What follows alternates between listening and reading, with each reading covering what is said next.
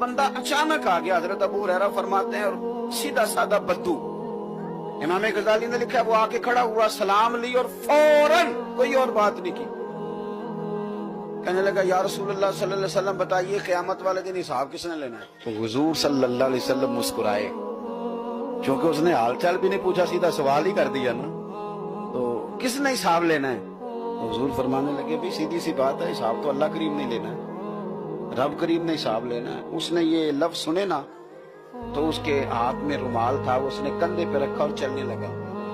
تو حضور فرمانے لگے سن تو صحیح، سوال پوچھا ہے جواب لیا، اب تو جا رہا ہے؟ کہنے لگا حضور بس اتنا ہی پوچھنا تھا، اگر اللہ نے حساب لینا ہے تو اللہ بڑا کریم ہے، اور کریم جب غالب ہوتا ہے تو معاف ہی کرتا ہے، اس نے حساب لینا تو پھر کرم ہی ہونا ہے۔ یہ کہہ کے وہ چلا گیا، حضور خاموش ہو گئے، مسکراتے رہے۔ حضرت ابو ہریرہ کہتے ہیں ہم نے پوچھا یا رسول اللہ یہ کیا